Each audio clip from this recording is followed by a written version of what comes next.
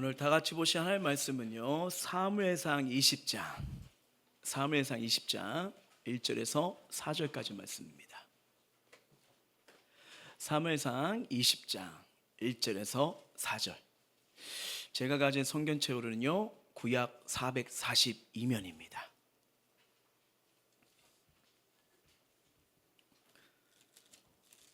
사무엘상 20장 1절에서 4절 다 찾으신 자이고, 제가 한 절, 우리 성도님들 한 절 읽도록 할게요. 다실라마 나일에서 도망하여 요나단에게 이르되, 내가 무엇을 하였으며 내 죄악이 무엇이며 내 아버지 앞에서 내 죄가 무엇이게 그가 내 생명을 찾느냐.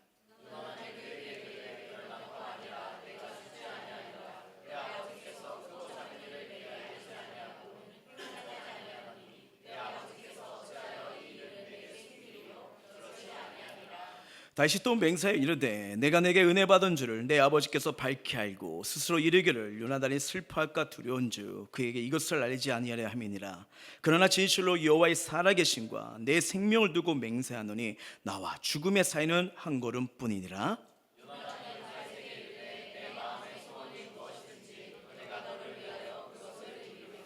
아멘. 오늘은 우리 다 같이 하나님은 우리의 피난처시다라는 말씀을 가지고 우리 사무엘상 말씀 속에, 은혜 속에 들어가고자 합니다.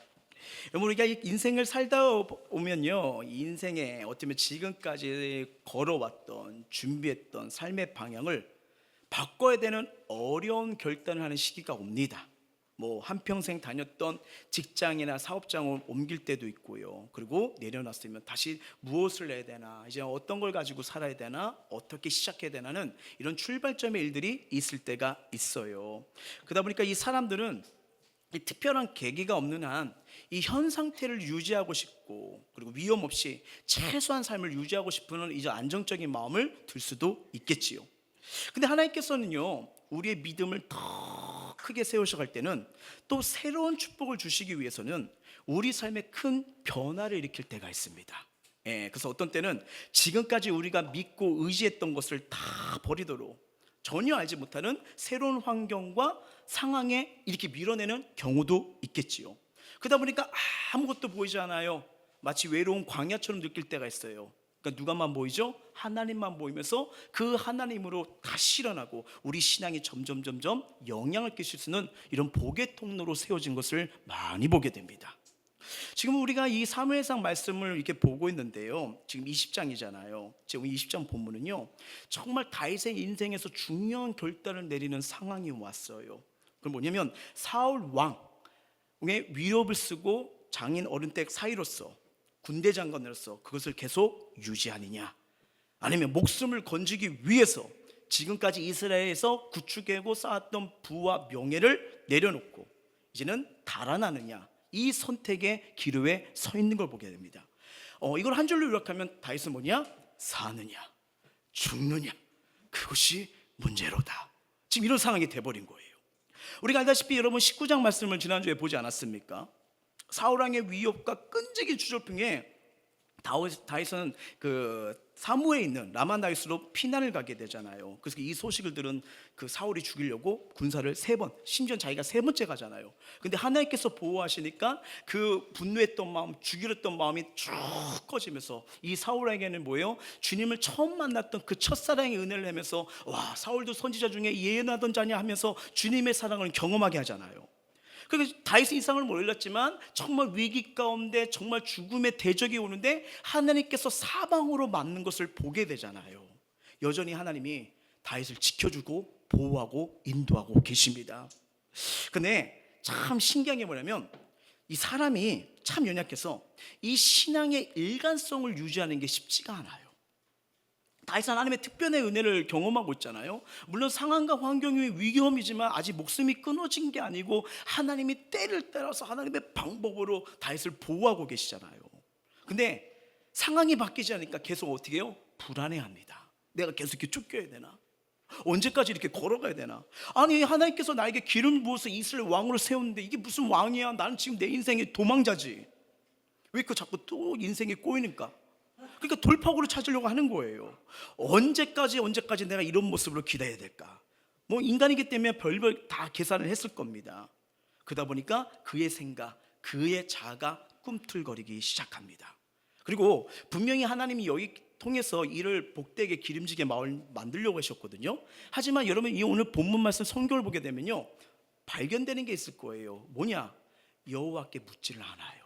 묻질 않고 자기 상황과 자기 방법과 자기 감정대로 움직입니다. 자, 그 흐름을 아시면서 한번 본문을 볼게요. 1절 3반절이에요. 시작. 다윗이 라마 나요대에서 도망하여 요나단에게 이르되.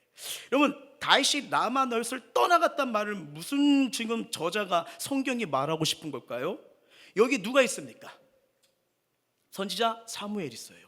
말씀으로 영적으로 가르쳐주고 기도해준 자가 있어요. 뭐예요? 그 품을 떠났다는 겁니다. 떠나서 누굴 찾아가요? 친구? 그렇죠, 요나단을 찾아가요. 사울의 아들이잖아요. 그러니까 명색이 사울이 가장 사랑하는 아들의 절친이고 그렇다고 있다고 위기가 없어진 건 아니에요. 근데 뭐예요? 이 상황에서 지금 내가 해결할 방법이 없나? 요나단 한번 찾아가 보자. 왜? 사울이, 그 요나단의 아버지가 사울이니까요. 왜 이렇게 내가 위협을 해야 되고 언제까지 도망자가 될까? 해결 방법을 찾겠다는 그 생각이 가득 차니까 그 행동을 지금 옮기고 있는 겁니다. 여러분, 우리가 이 신앙생활, 믿음생활 할 때요, 우리들이 가장 못하는 게 뭔 줄 아십니까?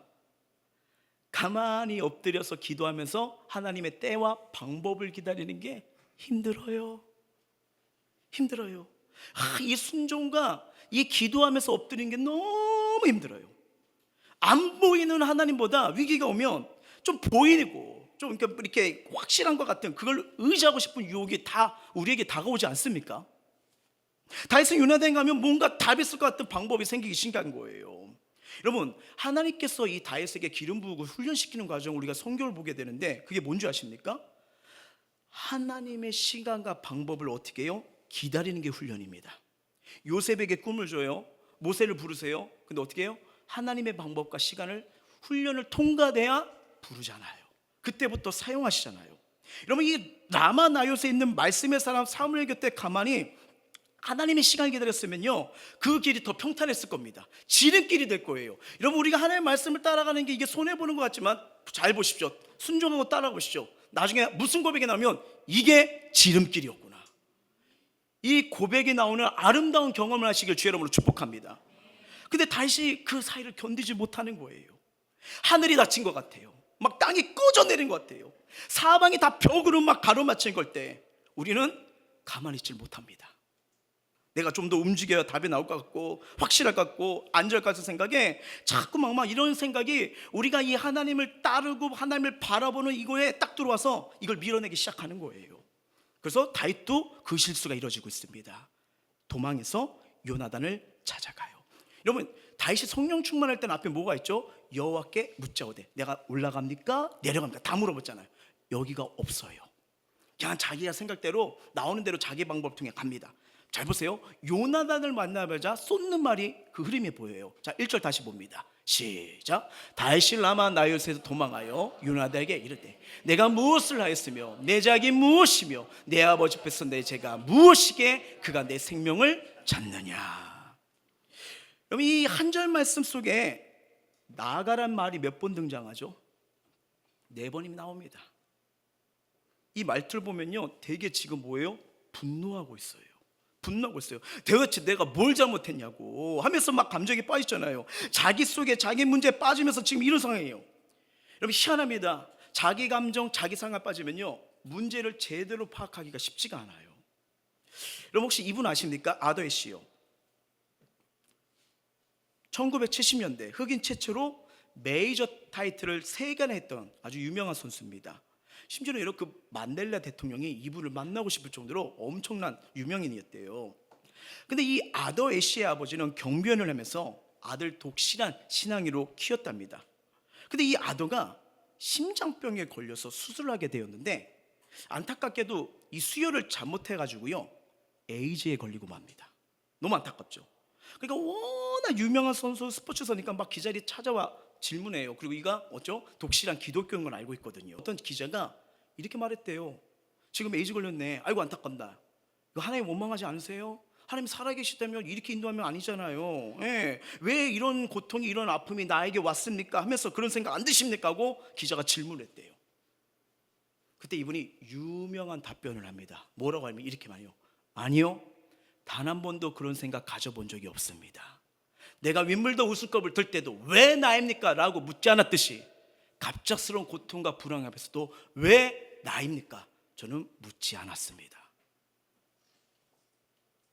대부분 이 사람은요, 삶의 큰 문제와 위기에 빠지면 자기 문제에만 몰두하게 됩니다. 지금 다윗이 그래요. 흥분되어 있습니다. 이 사탄이 잘 써먹기 좋은 도구는요, 뭐냐면요, 미움과 분노입니다. 어저께도 힐링 캠프를 하면서 다시 그 말씀을 통해서 성경을 통해 딱 보는데, 여러분, 우리가 불행의 원인, 우리 힐링 캠프 했던 분들 기억나십니까? 기억 안 나잖아요. 여러분, 불행의 원인이 뭐죠? 왜 우리는 행복을 찾는데 불행을 못 찾을까요? 크게 세 가지였잖아요. 첫 번째, 하나님의 사랑과 은혜를 거부하고 있기 때문에. 두 번째 뭐예요?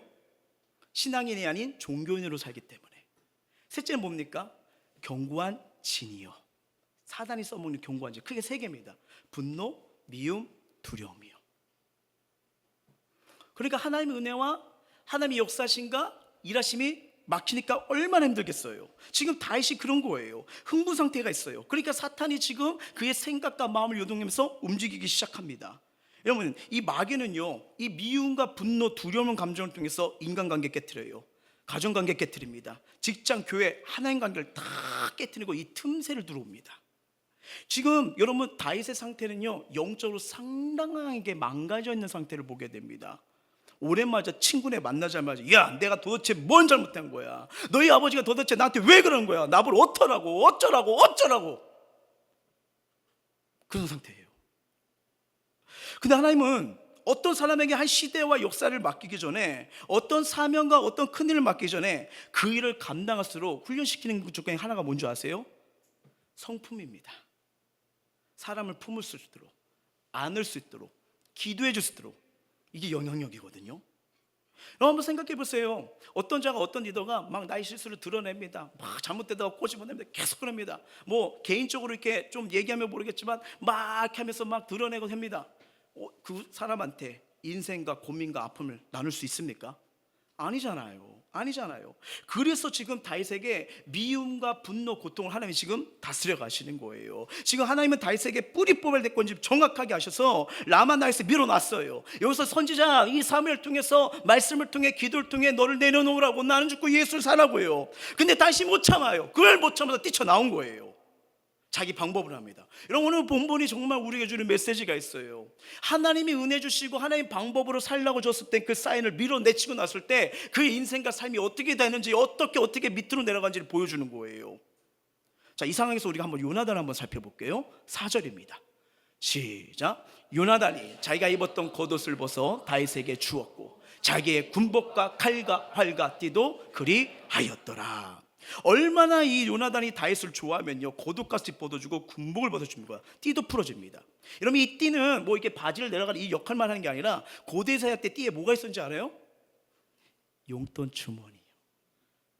예. 아유, 도피 생활이 얼마나 힘들어. 이거 먹고 힘내. 두둑히 줬나 봐요. 근데 되게 좋잖아요. 근데 여러분 잘 보세요.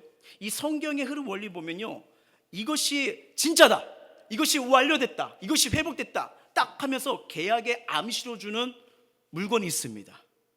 그게 신발이에요. 근데 여기에 신발을 줬습니까? 안 줬습니까? 안 줬습니다. 예. 여러분, 이 무장하라고 군복을 벗어주고 칼과 활과 띠를 풀어줬으면 그 완성의 의미는 뭐냐면 신발을 벗어줘야 돼요. 여러분, 이거 성경을 보면 알겠지만 이 히브리의 복제 마무리가 신발입니다. 왜냐하면 신발은 그 사람의 인생을 압축시키는 거거든요. 여호와께서 모세를 불렀을 때 맨 처음 하는 말이 뭐예요? 신을 벗어라, 너희 삶을 내려놓고 나의 나에게 와라, 이걸 말하는 거예요. 그리고 이 사람과의 관계에서는 뭐예요? 이 신발이 되게 중요한 역할을 합니다. 우리 신약의 대표적인 구절 한번, 탕자 이야기 한번 볼까요? 시작. 아버지는 종들에게 이르되 제일 좋은 옷을 내어다가 입히고 손에 가락지를 끼고 발에 신을 신기라. 뭐예요? 너는 내 아들로 회복되었어, 완성되었어. 그게 신발이에요.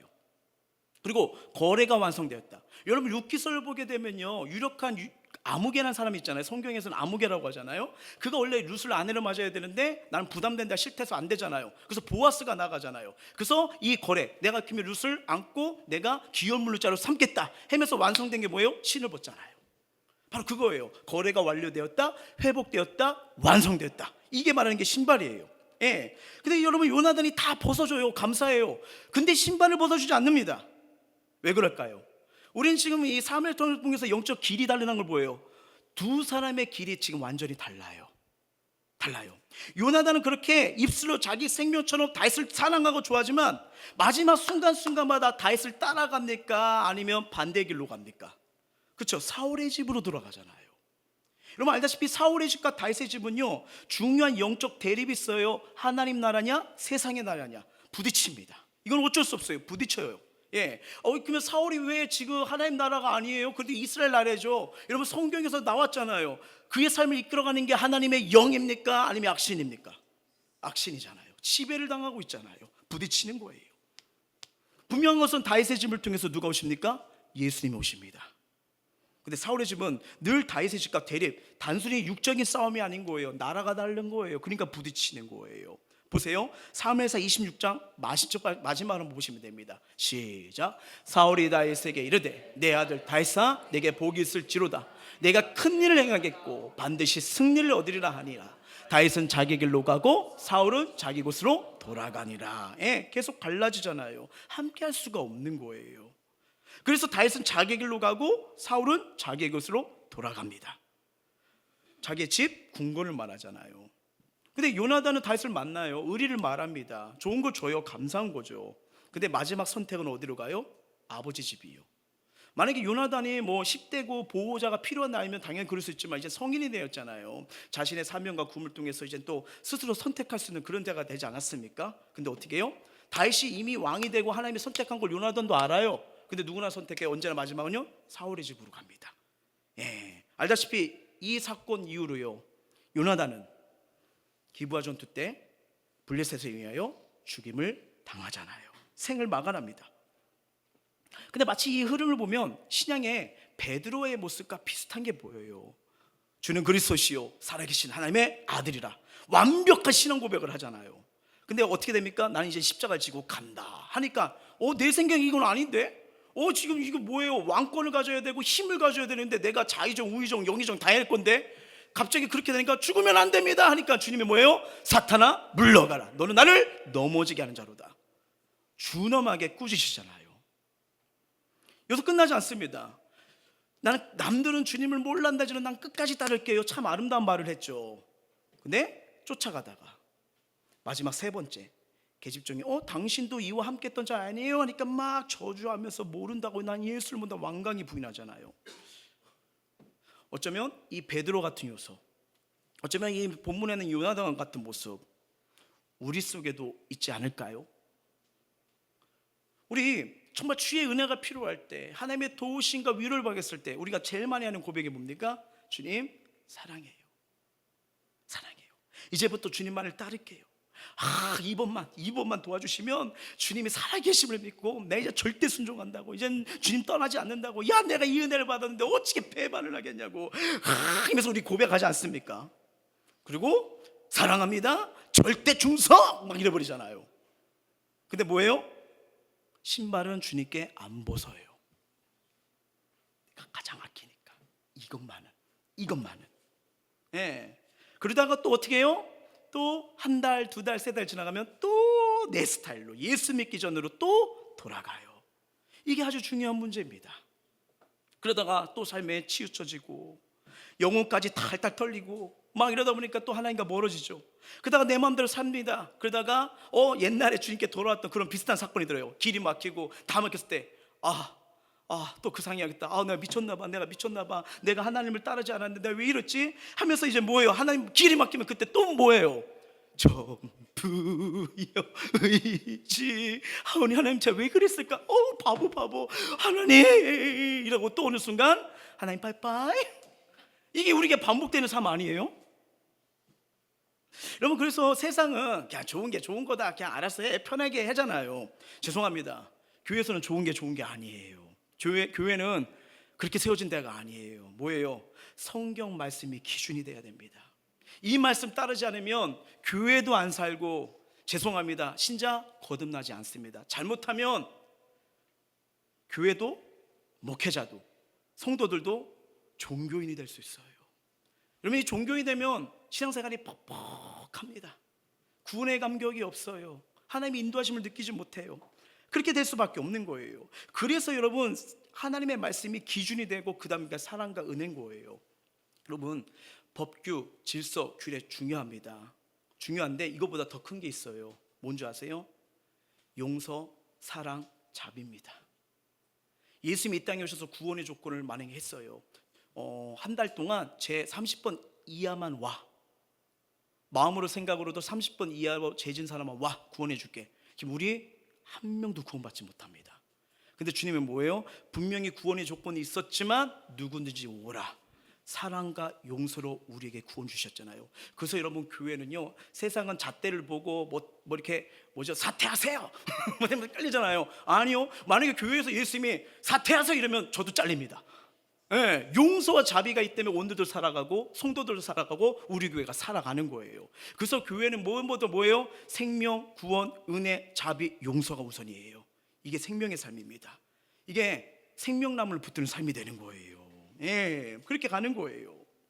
그러면서 이 다윗이 지금 이 생명의 은혜, 구원의 은혜, 이걸 지금 놓치고 있어요. 자, 3절 한번 볼까요? 다윗의 상태예요. 시작. 다윗이 또 맹세하여 이르되 내가 내게 은혜를 받을 줄 내 아버지께서 밝히 알고 스스로 이르기를 요나단이 슬퍼할까 두려운즉 그에게 이것을 알리지 아니하리라 함이니라. 그러나 진실로 여호와의 살아계심과 내 생명을 두고 맹세하니 나와 죽음의 사이는 한 걸음뿐이니라. 아멘. 지금 여러분, 다윗이요, 평안함이, 담대함이 보여요, 안 보여요? 평안함과 담대함이 안 보여요. 그냥 염려와 근심 속에서 생명의 두려움을 갖게 됩니다. 와, 다윗은 점점 강성해지더라가, 이게 엊그저께 말씀이었는데 20장에 와가지고 뭐예요? 자꾸 두려움에 빠져요. 염려 속에 빠져요. 그러니까 어떻게 해요? 자기와 죽음 사이에 한 걸음뿐이라. 여러분, 골리앗 앞에 섰을 때 다윗을 생각해 보세요. 난 만군의 여호와 이름으로 나간다, 담대하지 않았습니까? 다 사라졌어요. 이건 지금 자기가 너무나 어려운 처리여서 나 한 걸음만 걸으면 나 죽어, 나 어떡해, 이런 상태인 거예요. 이게 지금 다윗의 현실 인식이자 그의 신앙 상태입니다. 자기 앞에 죽음의 그림자가 왔다는 거예요. 하나님은 내가 너 죽여, 그림자 보낼 거야 말씀한 적이 없거든요. 근데 자기가 자기 삶을, 인생을 그렇게 해석하고 있는 거예요. 하나님의 은혜를 경험했어도 불구하고 지금 사울이라는 이 존재의 공포와 두려움에 짓들려 생명에 대한 위협을 느끼고 있는 거예요. 그래서 요나단을 찾아와죠. 내 아버지가 너랑 나랑 친한 거 알고 있잖아. 그런데 어쩌게 보면 아버지가 그냥 나를 또 긍휼을 여기고 어떻게 도와줄지도 몰라, 아니면 다른 의도가 있는 게 아닐까 하면서 그 답을 요나단에 대해서 막 찾으려고 하는 거예요. 무슨 말일까요? 다윗은 지금 하나님이 보이지가 않아요. 요나단, 네가 도와줘, 네가 날 도와줘야 돼. 지금 뭐예요? 다윗의 영적으로 핀트가, 삶의 우선순위가 바뀌어버린 겁니다. 사자와 곰을 때려잡고 골리앗까지 물리친 다윗이었잖아요. 근데 지금 막 친구를 찾아와, 네가 도와줘야 돼, 너 아니면 살 수가 없어 라고요. 여러분, 근데 가만히 보면 우리 인생도 그렇지 않습니까? 하나님을 찾기보다는 저 사람 품에 기대면 돼, 저 사람이랑 연락하면 돼, 저 사람이 내 마음 헤아려주면 돼, 저 사람 만나면 돼 하면서 우리도 삶 속에서 하나님보다 저 사람만 찾는 그런 모습 있지 않습니까? 지금 다윗이 전혀 영적인 상태가 아니에요. 하나님을 찾지 않아요. 하나님의 이름을 부르지 않아요. 다윗은 지금 모든 것이 자기 기준으로 지금 일을 벌이고 있습니다. 방랑의 길을 떠나기 전에 마지막으로 사울왕의 진심을 확인하기 원했어요. 그래서 다윗과 요나단이 재밌는 약속을 합니다. 5절 6절이에요 시작. 다윗이 요나단에게 이르되 내일을 초하루인즉 내가 마땅히 왕을 모시고 앉아 식사를 할 것이나 나를 보내어 셋째 날 저녁까지 들에 숨게 하고 내 아버지께서 만일 나에 대하여 자세히 묻거든 그때 너는 말하기를 다윗이 자기 성을 베들레헴에 급히 가기를 내게 허락하라 간청하사오니 이는 온 가족을 위하여 거기서 매년제를 드릴 때가 됨이니라 하라. 아멘. 자, 히브리 사람들은 세 달이 될 때 3일 동안 제사를 드립니다. 그래서 왕의 식구나 중요한 사람들을 왕 식탁에 앉아요. 예, 그래서 국가 일을 물어보고 안부를 물어봅니다. 중요한 기간이죠. 그러니까 왕의 식탁에 앉아서 식사하는 거는 정말 대단한 거예요. 분명히 세 달이 오면 첫 3일 동안 또 사울 왕 앞에서 식탁을 해야 돼요. 다윗도 사울이었고 그렇게 했죠. 사위니까 그렇게 있어요. 근데 지금 사태가 어때요? 또 왕의 자리에 있다가 언제 칼이 던지고 단창이 날라올지 모르는 위기인 겁니다. 되게 죽음의 공포예요. 그래서 다시 이걸 말한 거예요. 요나단에게 3일 동안 들에 에셀바위에 숨어 있을게. 그러다가 너희 아버지가 식탁을 앉았는데 다시 안 보이네? 어디 갔지? 하면 네가 이렇게 말하죠. 초하루가 가서 자기 가족들에 있는 고향 베들레헴에 가서 예배 드리고 오겠다고 합니다. 이렇게 말을 해줘. 여러분, 지금 다윗의 영적 상태가 보이십니까? 바위에 숨었는데 거짓말을 해요. 예배 드리러 갔다고 말을 하랍니다.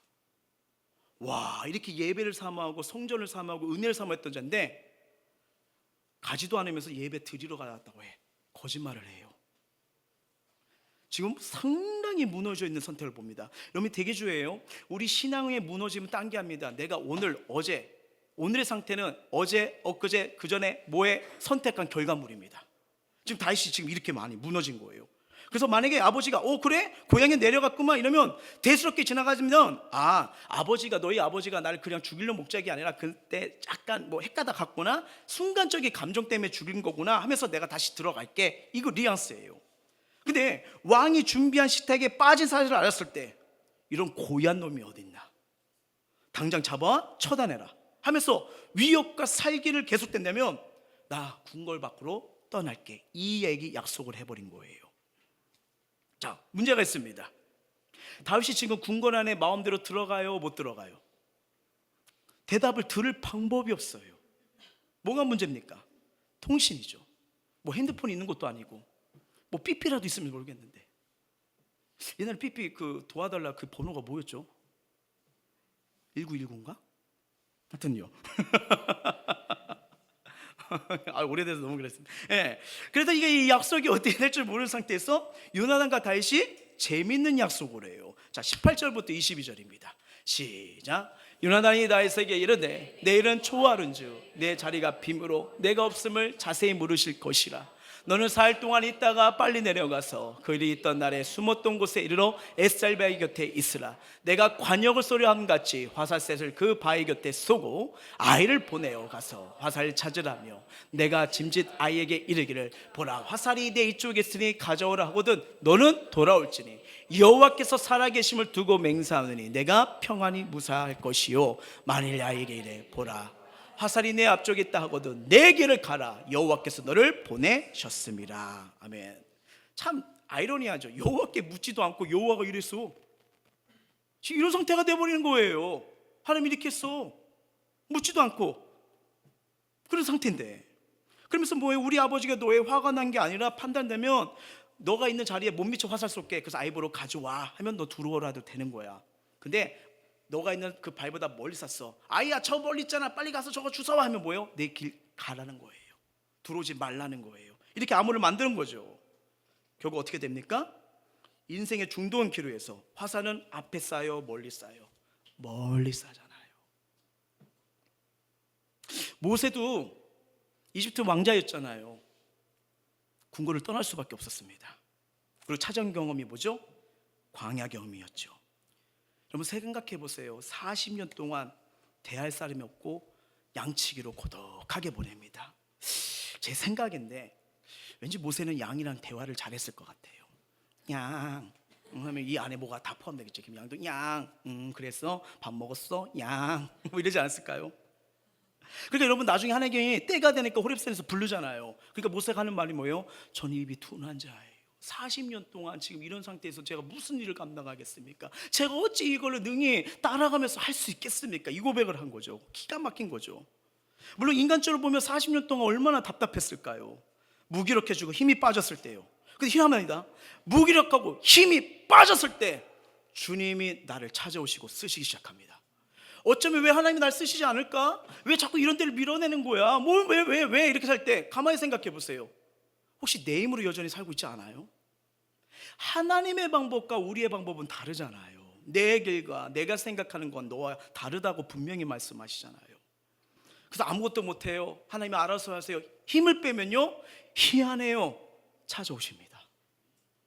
저도 여러분 기도하다가 너무 힘든 거 찍을 때가 있어요. 가끔 보실지 모르겠죠. 여기다 방석 깔고 그냥 엎어져 있어요. 그럼 하는 말 죽이세요. 죽이나 힘 없어요. 죽이서 이면요 희한합니다. 꼭 일이 벌어져요. 일이 벌어져요. 그동안 열정과 준비로 계획된 일들이 막 틀어지고 믿었던 사람에게 배신당하고 하루하루 성실과 책임을 쌓았던 일들이 우리 삶 가운데 무너질 때가 있잖아요. 그러면 사람이지라 당연히 절망이 늦게 오죠. 절망을 보게 되는 거잖아요. 근데 요나단 이 사울 왕의 살해의 의도가 전이었다는 걸 확인하자 이 도망가는 이 상황에서 둘이 이제 뜨거운 작별을 하고 헤어지게 됩니다. 이제부터 다윗은요 궁궐의 혜택을 다 나요. 명예 권세가 다 사라지기 시작합니다. 왕궁 생활 여기서부터 이제 끝나요. 그리고 철저하게 들판 광야 아둘람 굴 생활에 도피 생활이 시작합니다. 근데 이런 문제예요. 자, 이런 상황이었으면 지혜자 있으면 여호와께 돌아가야겠구나, 엎어져야겠다, 이제 힘이 없다, 갈 바를 모르겠다, 좀 인도 좀 해달라, 이렇게 기도하면 되는데 지금 여호와께 묻는 장면이 안 나와요. 잘 보세요. 다윗이 여러분 점점 밑으로 내려갑니다. 어느 지점까지 내려가냐? 자, 21장 가보시면 돼요. 10절부터 13절입니다 시작. 그날에 다윗이 사울을 두려워하여 일어나 도망하여 가드왕 아기스에게로 가니 아기스의 신하들이 아기스에게 말하되 이는 그 땅의 왕 다윗이 아니니까 무리가 춤추며 이 사람 이를 노래하여 이르되 사울이 죽인 자는 천천히요 다윗은 만만이라도 하지 아니었을까 한지라. 다윗이 이 말을 그의 마음에 두고 가드왕 아기스를 심히 두려워하여 그들 앞에서 그의 행동을 변하여 미친 체하고 대문짝에 그적거리며 침을 수염에 흘리매. 여러분 이 본문 말씀 보시면요 사울은 점점 강성해지더라. 하나님 앞에 어떤 자예요? 마음이 합한 자라다. 늘 칭찬받던 아닙니까? 신앙이 떨어지고 믿음이 좀 하게 오니까요. 자, 앞절 보세요. 자꾸 두려워요. 사울을 두려워해요. 두려움이 없던 존재였습니까? 두려워해요. 그리고 넘어가 보세요. 또 어디를 피했어요? 블레셋이. 여러분 블레셋과 이스라엘 관계 이게 가까운 나라예요? 친한 나라예요? 아니요, 대적입니다. 거기까지 피하려고 해요. 그렇게 갔다가 아기스와 그 신하들의 얘기를 딱 들어보니까 또 뭐예요? 두려워해요. 여러분 지금 문제가 이게 지금 하나씩 풀려요? 아니면 자꾸 문제가 계속 겹친 대로 옵니까? 전자입니까? 후자입니까? 그런 거잖아요. 예. 엄청난 막 이 엎친 데 경처럼 뭐가 되면 두렵다면 공포가 확산되고 있는 거예요. 여러분 기름 부을 왕이에요. 이스라엘 하나님 나라를 대표해서 이끌 왕이에요. 그러니까 두려우니까 어떻게 해요?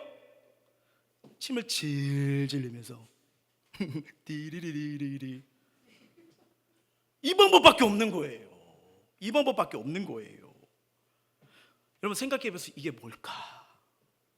하나님이 나 사랑한다고 불러주시고 가만히 생각해 보니까 내가 여호와 이름으로 만군 나갈 때 모든 걸 이기고 길이 열리고 정말 닫힌 문이 열리는 역사가 일어나는데 이게 뭘까?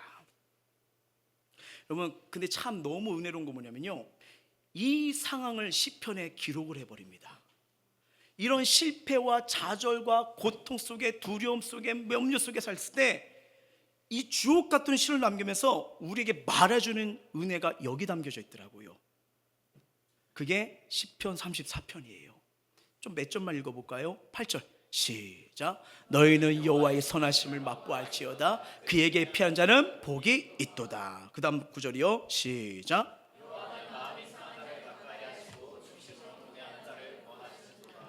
의인은 고난이 많으나 여호와께서 그의 모든 고난에서 건지시는도다. 그의 모든 뼈를 보호하시며 그 중에 하나도 꺾이지 아니하도다. 아멘. 여러분 이 구절들 고백이 그냥 생각나니까 말할 수 있어. 뭐 하나님 이런 분이니까 내가 성경에서 배운 지식이 이러면서 이게 나올 수 있을까요? 아닙니다. 쫓겨다니면서 실패하면서 밑바닥이면서 뒹굴면서 그걸 고통을 통해서 뼈저린 공감을 통해서 뭘 깨달아요? 하나님밖에 없구나. 하나님께 피해야 이 문제가 해결되는구나.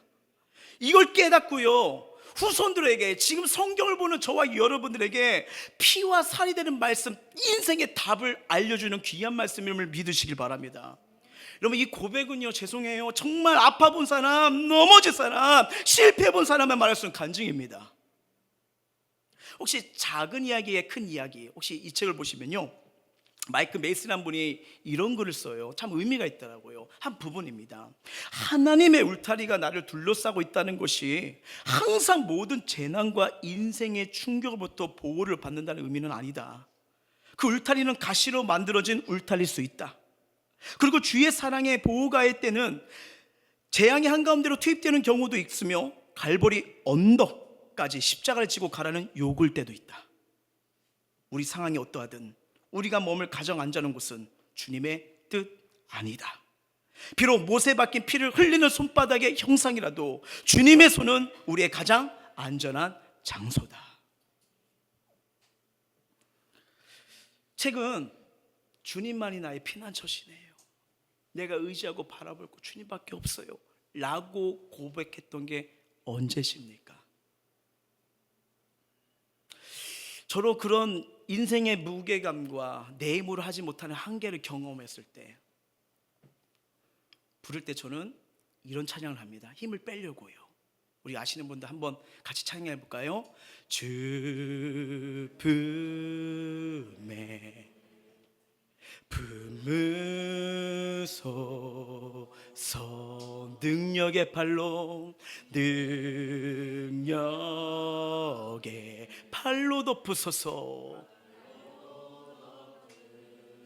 주님 바라보니까 거친 파도 날 향해 와도 주와 함께 날아오르리. 내가 폭풍 가운데 있을지라도 폭풍 가운데 나의 잠잠하게 주를 보리라. 잠잠하게 주를 보리라. 여러분 정말 힘들 때 어려울 때 내 힘으로 할 수 없을 때 이 찬양을 불러보십시오. 잠잠하게 주를 바라보는 거, 여기가 해답이 되기 시작하더라고요. 코리 텐분 여사가 있습니다. 네덜란드에서 태어난 신앙의 거인이시죠. 그의 가족들 유태인을 숨겨줬다는 이유로 체포되어 온 가족이 독일의 라벤스부르 수용소에 완전 온갖 독가스로 사람을 살해야 하는 거, 세계 2차 대전이 끝날 때까지 살던 분이셨어요. 안타깝게도 가족들 중에 몇 명이 죽음을 맞이합니다. 근데 이 코리 여사는 기적적으로 살아나죠. 코리 텐분 여사는요, 이 나치 수용소 속에서 그 4개월 동안 여러분 독방에 갇혔답니다. 독방은 요만한 거예요. 제대로 눕지도 못해요. 이걸 4개월이요. 이게 독립경영 가서 보니까 이 독방에 갇히면 이게 잠을 못 자고 이렇게 무릎만 이렇게 며칠 섰는데 이게 정신이 완전 멘탈이 나간답니다. 근데 이 독방에서 4개월이요. 와, 어두컴컴한 바닥, 그리고 바닥은 더러운 물이에요. 그냥 거기서 자는 거예요. 거기서 먹고 싸고 막 그런 현장이에요. 근데 문제는 이것도 막 좀 그런데 옆방에서요 막 낮과 밤 구분 없이 질려대는 비명소리예요. 막 사람들을 막 실험체로 사용하니까 막 이 소리가 들리잖아요. 이게 막 소리 때문에 자신의 이 고물 맞는 것처럼 두렵고 밀려 견딜 수가 없었대요. 벽에 등을 기대면서 마치 자신을 짓누르는 이 벽을 밀어가지고 막 손뼉치며 막 미치는 과정을 너무 겪었대요. 너무너무 그 사람들의 신음소리와 괴로움소리에 미쳐가지고 막 소리 질렀대요. 주님, 저 견딜 수가 없어요. 그리고 이젠 저 믿음도 없어요.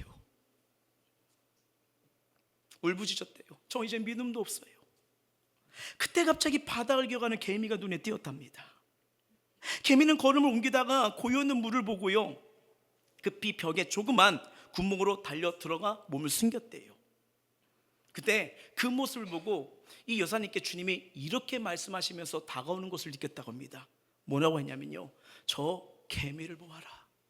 바닥에 물이 있는 걸 보고는 숨을 곳으로 달려가지 않느냐. 코리, 너의 약한 믿음을 보지 말아라. 내가 바로 너의 피난처다. 저 개미와 같이 너는 나에게로 달려오너라. 그녀는 용기를 회복했고요, 그 확신으로, 그 믿음으로요, 수용소 생활을 무사히 끝낼 수가 있었습니다. 옆방에 그 많은 사람들의 고통 소리 때문에 자결한 사람이 너무 많았대요. 여러분, 말씀 이제 마무리하려고 하는데, 다윗은 라마나요스에 있다가 하나님의 때를 기다리지 못해서 요나단을 찾아가 인간을 의지하는 모습을 우리가 보게 되잖아요. 그리고 어느 것도 어디에서 답을 찾지 못하고 기댈 수 없이 저 밑으로 내려가서 침 흘리는 미치광이 인생, 자기 삶이 아예 없는 미치광이 인생까지도 가보잖아요. 근데 이거는 다윗뿐 아닙니다. 살아가는 저와 여러분에게도 누구에게도 일어날 수 있는 거예요. 그래서 다윗이 뭐예요? 시편 말씀을 통해서 하나님만이 나의 유일한 피난처시구나. 무너지고 망가지고 여기저기 치면서 깨달은 진리가 하나님 앞에 갔을 걸, 하나님이 찾았으면 되는데 내게 돌고 왔구나. 이걸 고백하는 거 아니겠습니까? 물론 우리도 인생을 살다 보면 나라의 소망이 보이지 않는 것 같고요, 내 인생 내 미래를 보게 되면 내 모습 속에 내가 과연 살 수 있을까, 미래만 생각해도 두려움이 될 수도 있어요. 가정과 직장에서도 여전히 해결되지 않는 이 지독한 문제 때문에 어쩔 때는 하나님이 날 도와주시지 않는구나, 모든 것들이 그냥 부정적으로 보여서 다 마음들 슬퍼지고 삶이 우울해지고 감사와 기쁨이 잃어버리면 어떻게 됩니까? 그냥 하루하루가 침울해지는 거예요. 뭔가 하루하루가 버티기 힘들어요. 이럴 때 어디로 피해야 될까? 어디서 시작해야 될까? 어디서 다시 한번 걸어야 될까? 성경 말합니다. 여호와께 피하는 것이 복이라고요. 하나님을 의뢰하는 사람. 여러분, 하나님은 광풍이 봅니까? 이런 상황에서 우리의 광풍과 비를 피하는 뭐예요? 유일한 피난처가 된다고 성경 말해요. 시편 91편 2절 볼까요? 시작. 나는 여호와를 향하여 말하기를 그는 나의 피난처요 나의 요새요 내가 의뢰하는 하나님이라 하리니. 아멘. 여러분, 피난처, 그 환난이나 위기와 어디 의지할 데가 없을 때 숨어서 피하는 조용한 곳입니다. 오늘 이 말씀 얼마나 힘들었냐, 얼마나 외로웠냐, 얼마나 어둠 속에서 홀려있었느냐. 하나님 너무 길어요. 다 포기하고 싶어요. 자, 이제 저에게 믿음이 없는 것 같아요 라는 고백이 있을지라도 주님은 절대로 저와 여러분 포기하지 않으시고 또 다가오십니다. 이 능력의 손, 은혜의 손 붙잡고 일어나서, 야, 영원한 주님의 손 붙잡아서, 맞아요, 주님 손 놓고는 단 하루라도 살 수가 없어요. 이 고백이 회복될 때 길을 여시고 문을 여시고 막힌 담이 허물어지는 은혜의 길을 내어줄 줄 믿습니다. 그 은혜로 승리할 수 있는 우리 모두가 되시길 주의 이름으로 축복합니다. 찬양합니다.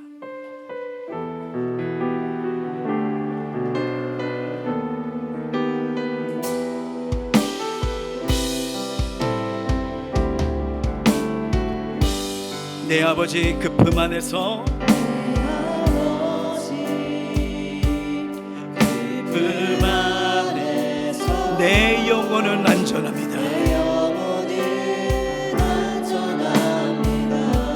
주 손길로 내 삶을 놔두시니 자, 주님 바라볼 때 평강으로 덮어주십니다. 자, 우리의 모습 그대로 고백해요. 나 비록 넘어지면 흔들리는 나지만 근데 다시 소망이 있어요. 여전히 주님이 나를 붙들고 계시잖아요. 어렵지 않아요. 다시 생각을 돌려요. 그치, 주께로 가야지, 주께로 피해야지. 여기서부터 시작이에요. 자, 주님이 나를 붙잡는다는 증거, 평강의 옷을 입혀주십니다.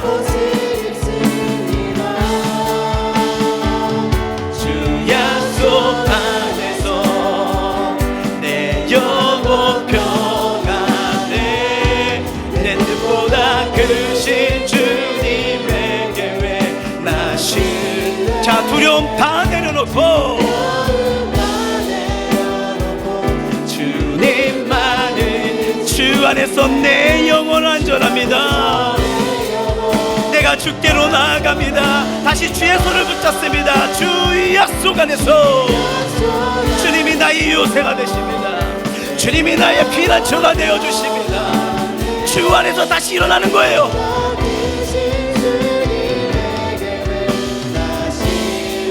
두려움 다 내려놓고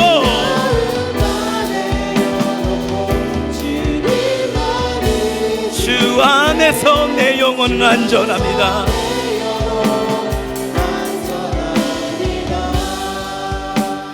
주의 말씀을 가슴에 새기면서요, 때론 잘 나갈 것 같은 인생, 하나하나 풀릴 것 같은 인생, 원치 않게 나 혼자 깊은 어둠 속에 홀로 있는 것 같은 때가 느껴질 때가 있어요.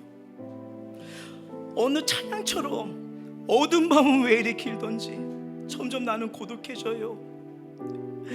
고리템 붕 여사처럼 나 믿음 없어요. 이겨낼 힘도 없어요.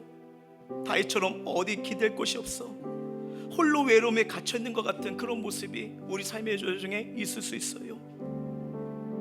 근데 그 상황을 통해서 주님만이 내 도움이 되도록, 주님이 어둠을 물리쳐 주시는 빛이 되게 하셔서, 야, 주님만이 나의 영원한 친구가 되는구나, 여전히 주님의 손이 날 붙들고 있구나, 그래, 난 주님 손 놓고는 하루도 살 수 없다는 거나, 이걸 깨닫게 할 때가 있어요. 뒤돌아보면 그때가 가장 큰 은혜였어요. 지금 주님 나를 아십니다. 나의 모습을 아십니다. 누구보다 나의 발걸음을 아십니다. 주께 피하세요. 주께 나아가세요. 그러면 이 고백이 나올 거예요. 여호와는 나의 목자시니 내게 부족함이 없으리로다. 주님만이 부족함 없이 우리를 만져주시고 채워주시고 위로해주시고 돌보시는 하나님이십니다. 그 은혜가 임하도록 내가 주께 나아갑니다. 주님 의지하며 나아갑니다. 주 앞에 내가 안깁니다. 우리 마음을 토하고 입술 열어 간절히 기도하겠습니다.